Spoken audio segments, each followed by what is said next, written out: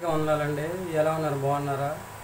ఈ దినాన దేవుని యొక్క వాక్య ప్రకారం మనం చూసుకున్నట్లయితే ప్రకటన గ్రంథంలో చెప్పబడిన ప్రకారము ఆత్మ గలవాడు చెప్పే సంగతులు చెవి గలవాడు వినుగాక అని చెప్పేసి దేవుడు తన పరిస్థితి లేకుండా చదివిస్తున్నాడు అనమాట అండి. యోవేలు గ్రంథంలో మనం చూసుకున్నట్లయితే చక్కగా దేవుడు అక్కడున్న ప్రజలందరితో మాట్లాడుతున్నాడండి. ఈ పిల్లలతో చెప్పమంటూ ఉన్నాడండి. ఆ పిల్లలతో చెప్పమంటూ ఉన్నారండి. రాబో తరం వరకు కూడా చెప్పమని చెప్తూ గొంగళ పురుగుల గురించి, చీడ పురుగుల గురించి, అలాగే మిడతల గురించి, పసర పురుగుల గురించి దేవుడు మాట్లాడుతున్నట్లుగా మనము చూస్తూ ఉన్నాం అన్నమాట అండి. ఏవి కూడా మనకి హాని చేయకుండా ఉండాలి అంటే దేవుని మాట వినాలి, ఆయన మాట ప్రకారం మనము నడుచుకోవాలన్నమాట అండి.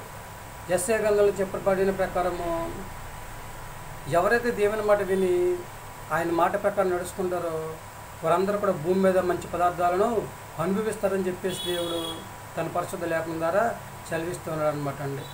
యోహాను సువార్తలో చెప్పబడిన ప్రకారము నా గొర్రెలు నా స్వరం వింటాయి, అవి నన్ను వెంబడిస్తాయని చెప్పేసి దేవుడు తన పరిశుద్ధ లేఖనం ద్వారా చదివిస్తూ ఉన్నాడు అనమాట అండి.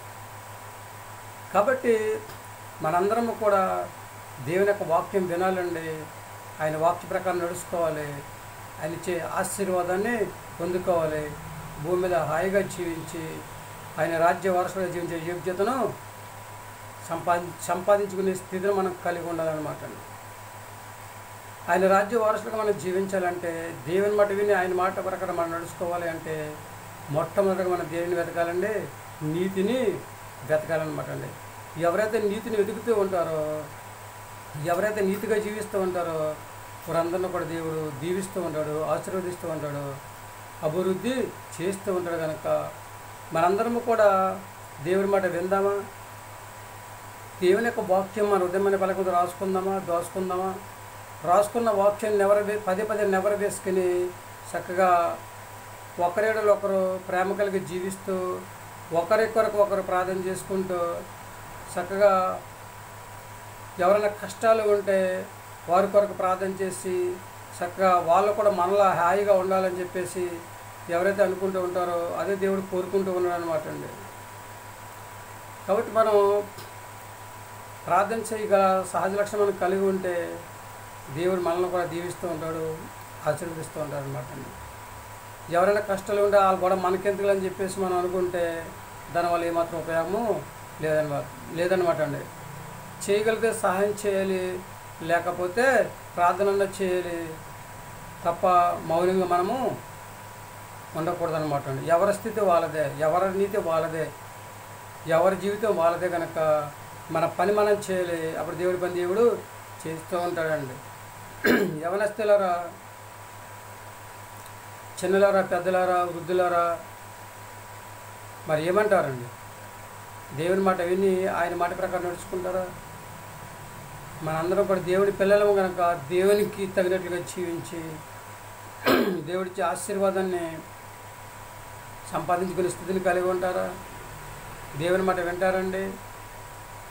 మేము దేవుని మాట వింటామండి, ఆయన మాట ప్రకారం నడుచుకుంటామండి, ఆయన ఇచ్చే ఆశీర్వాదాన్ని పొందుకుంటామండి, హాయిగా భూమి మీద జీవిస్తూ ఉంటామండి, ఆయన రాజ్య వారసుగా జీవించే యోగ్యతను సంపాదించుకుని హాయిగా ఉంటామని చెప్పేసి ఎవరైతే అంటూ ఉంటారో వాళ్ళందరూ కూడా తల వంచని ప్రార్థించేద్దాం.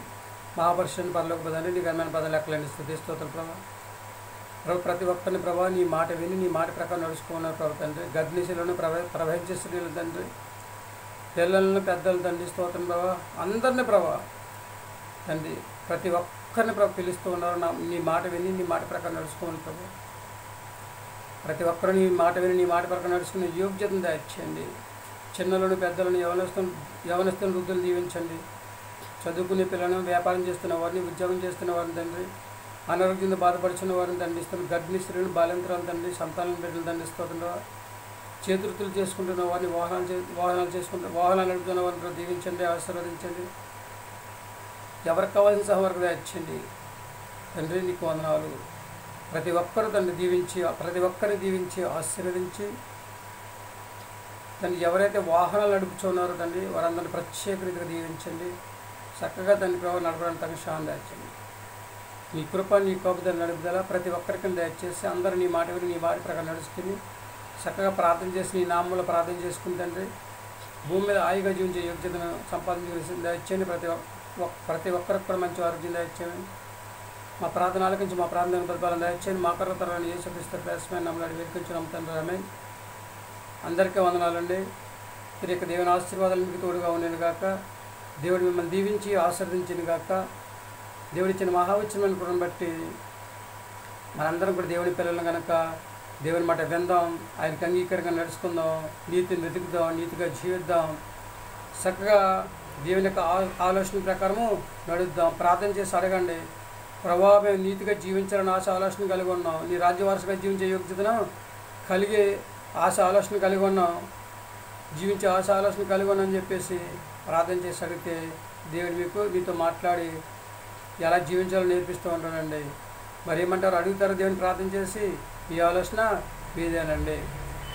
చిన్నలు, పెద్దలు, యవనస్తులు, వృద్ధులు, చదువుకునే పిల్లలు ప్రతి ఒక్కరు కూడా చక్కగా దేవుని అడగని ప్రార్థన చేసి దేవుడు మీతో మాట్లాడి మీ జీవితాన్ని సరిచేసి చక్కగా దేవుని రాజ్యవారసులు జీవించే యోగ్యతను సంపాదించుకునే స్థితిని కలుగజేసి మీ అందరికీ భూమి మీద మంచి ఆరోగ్యం దయచేసి చక్కగా హాయిగా జీవించే యోగ్యతను దయచేస్తూ ఉంటారు అన్నమాట అండి. చేస్తారా ప్రార్థన?